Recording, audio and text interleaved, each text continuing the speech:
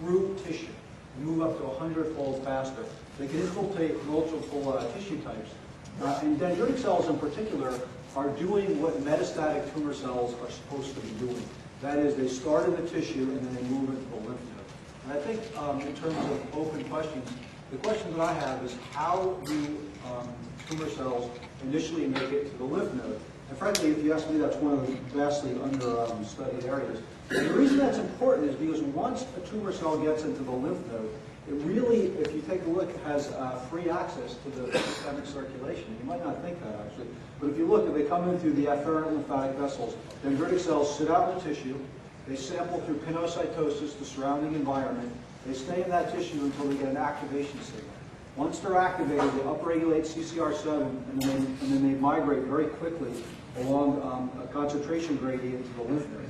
What's amazing is recent intravital microscopy has showed that the way the dendritic cells move through the lymph nodes is lightning fast. In some studies, dendritic cells make it from the tissue to the lymph node in well under an hour. In some cases, in a matter of 15 or 20 minutes. So again, once you're in the lymphatic vessel, you're in the lymph node. And once you're in the lymph node, there's a process, the efferent lymphatic vessel, which leads to the thoracic duct directly to the circulation. So again, we don't need to, at least for this initial part of metastases, we don't need to invoke all these mechanisms of invasion. And recent study, actually, this is what I just wanted to share for my 5 minutes. This is not mine. I showed that the process by which lymphocytes move around in tissue, trust me, this worked like 5 seconds ago. That's going to be all straight up.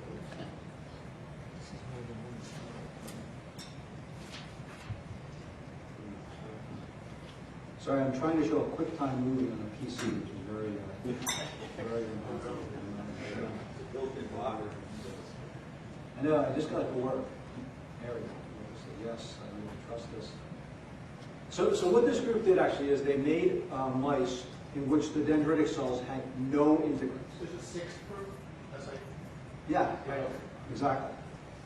So this group made dendritic cells, and they actually mislabeled this paper slate. They called it lymphocytes. I guess dendritic cells are for lymphocytes. But they made dendritic cells that have absolutely no integrins. And then they studied how they migrate in 2-dimensional and 3-dimensional tissue. And the answer was amazing from an immunologist point of view. The fact is that when dendritic cells migrate in 3-dimensional tissue, the process is no longer haptokinetic. There's actually a different form of migration that, again, doesn't involve integrin. So here at the top we have wild-type dendritic cells, complete integrin knockout. Again, these are alpha.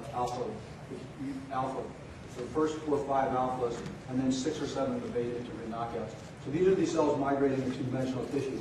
And what you can see is that in 3-dimensional tissue, the cells that lack integrin, dendritic cells that lack integrin, migrate exactly like cells that do not. And this is very important, actually. And what happens is the cells flow out their actin, and then they just sort of stream forward.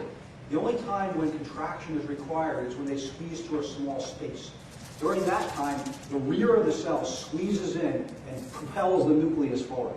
So it's an entirely different kind of migration. And if you ask me, this seems to be a more likely way for tumor cells to get into the lymph node than other methods.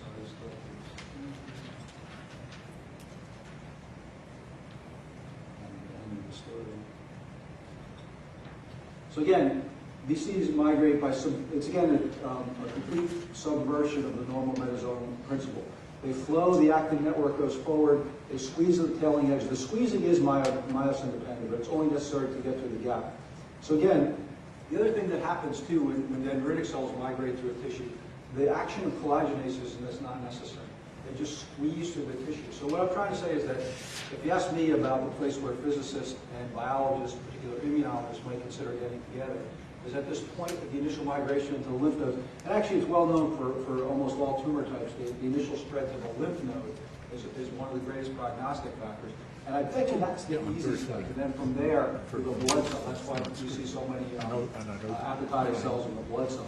The other thing that's interesting is in relationship to the talk we just saw, right? So think about those, those stable states. Actually, I was just wondering as you're speaking, right? Is there a possibility that there's a stable, a metastable, or stable state whereby an epithelial cell can assume a program that's more similar to a macrophage or to a dendritic cell, and that it loses the necessity for integrins post-migration, and they can flow to the lymph node, actually. Again, that's why I was asking you whether we can, how we can model that or test that principle. Excellent. Questions? So you know Peter Friedel's results with cancer? Because Peter Friedel had a beautiful paper showing exactly what you showed with cancer. In 3D, they move exactly like you showed. The only thing holding them back is the stiffness of the nucleus. Yeah, that's exactly what happened in Yeah. this paper. That was published in many, many papers in the last 10 years. Friedel in Germany. So was the same idea that they not require the?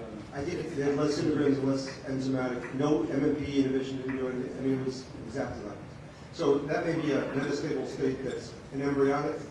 Actually, 25, 30 years ago, John Trinkus looked at embryonic activity, and it's very similar. So it's probably a primordial embryonic migratory state that they're all kind of